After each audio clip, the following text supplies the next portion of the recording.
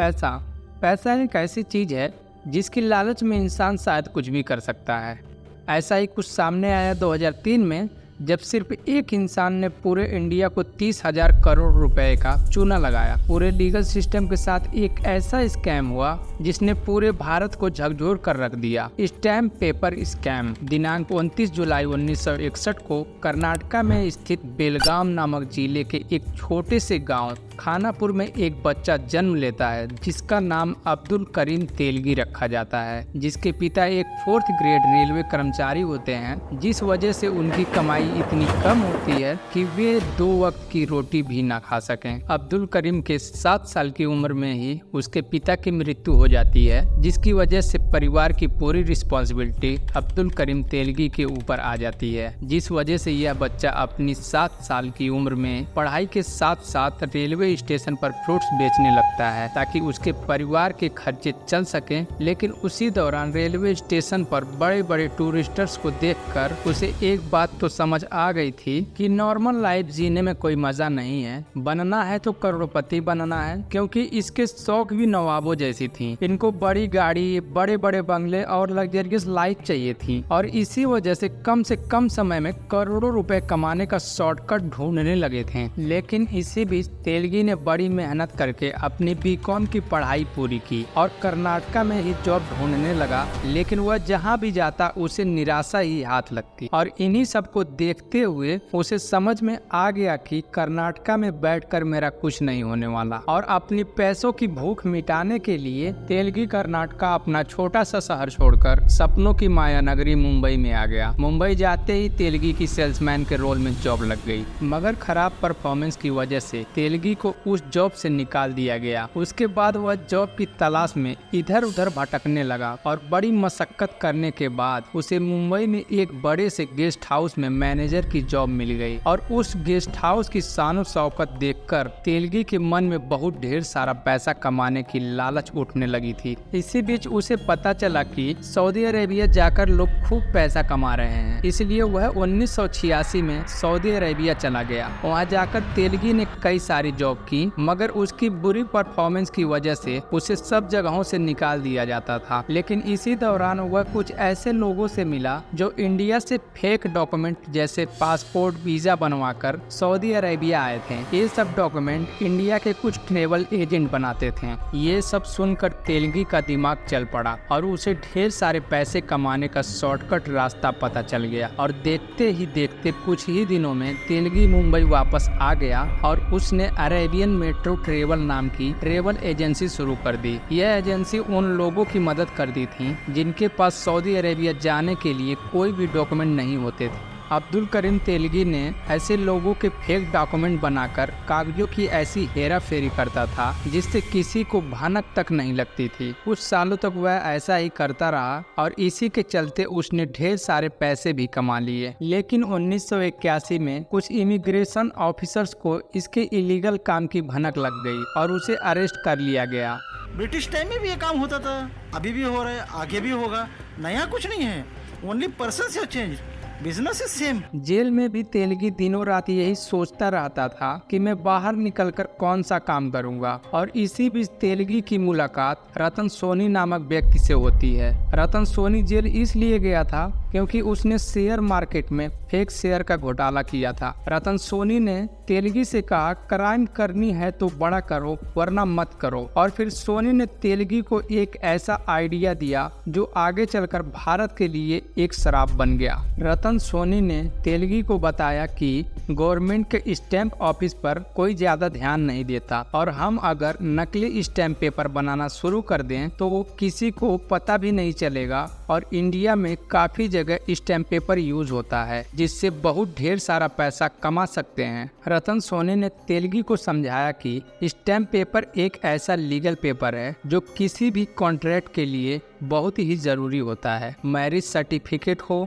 या rent agreement या किसी भी दुकान प्रॉपर्टी खरीदने बेचने का एग्रीमेंट हो या फिर दो लोगों के बीच किसी भी प्रकार का डील एग्रीमेंट हो। स्टैम्प पेपर के बिना इनमें से किसी भी कॉन्ट्रैक्ट को कोई वैलिडिटी या मान्यता नहीं मिलती। पूरे देश भर में स्टैम्प पेपर यूज होते हैं। यदि किसी स्टैम्प पेपर पर 100 रुपए का नोट प्रिंटेड है तो उस स्टैम्प को बेचने वाला 100 रुपए या उससे अधिक चार्ज कर सकता है। इस केस में 100 रुपए के स्टैम्प पेपर के जो 100 रुपए हैं वो असल में सरकार को मिलने चाहिए थे, लेकिन क्योंकि ये नकली होंगे इसलिए सरकार को कुछ नहीं मिलेगा। मतलब जितनी भी अमाउंट के नकली स्टैम्प बिकेंगे उतनी ही अमाउंट की सरकार से चोरी होगी। जेल से छूटते ही तेलगी और सोनी ने इस आइडिया पर काम शुरू कर दिया। उन्होंने सबसे पहले पॉलिटिशियन और गवर्नमेंट ऑफिसर्स के बीच अपनी पहचान बनाना शुरू करा। फिर जुगाड़ करके एक स्टैम्प पेपर बेचने का लाइसेंस लिया ताकि आने वाले टाइम में उन पर किसी को शक ना हो। नासिक में इंडियन गवर्नमेंट की इंडियन सिक्योरिटी प्रेस स्थापित थी, जहां पर स्टैम्प पेपर प्रिंट हुआ करते थे।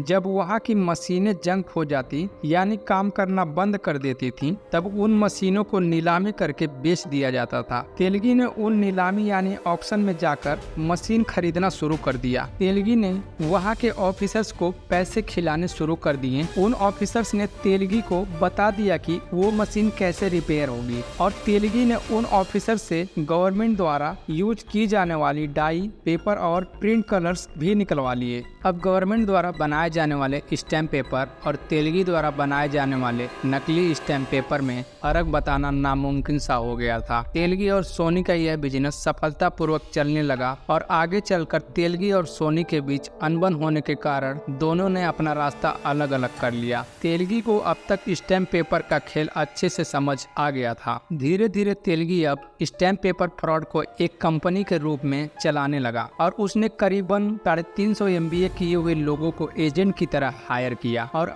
हर तरह के फेक स्टैम्प पेपर बेचने लगा। तेलगी अब अपने स्टैम्प पेपर को डिस्काउंट में बेचने लगा था, जिसकी वजह से बहुत सी कंपनी इससे कांटेक्ट करने लगी और डायरेक्ट स्टैम्प पेपर खरीदने लगी, जिससे तेलगी का यह बिजनेस देखते ही देखते आसमान छूने लगा। उसका यह बिजनेस 18 स्टेट्स में फैल गया था और उसने लगभग 32,000 करोड़ रुपए के स्टैम्प पेपर बेच दिए थे, यानी गवर्नमेंट से 32,000 करोड़ रुपए की चोरी। अब वह अपने कमाए हुए पैसों से अय्याशी करने लगा था। एक बार तो तेलगी मुंबई के एक बार में जाकर तरन्नुम खान नामक बार डांसर के ऊपर 93 लाख रुपए उड़ा दिए थे। साल 2000 में बेंगलोर पुलिस ने एक स्टैम्प पेपर से भरी ट्रक पकड़ी। पहले तो उन्हें लगा कि यह स्टैम्प पेपर चोरी किए हुए हैं, लेकिन जब सामने आया कि वे सारे स्टैम्प पेपर नकली हैं तो सब शॉक्ड हो गए। तो उन्होंने इस केस पर विस्तार से इन्वेस्टिगेशन करना शुरू कर दिया। इन्वेस्टिगेशन के दौरान अब्दुल करीम तेलगी का नाम सामने आया और पुलिस ने तेलगी का फोन टैप करना शुरू कर दिया और तब जाकर पता चला कि इस पूरे खेल का मास्टरमाइंड तेलगी है और उन्होंने तेलगी को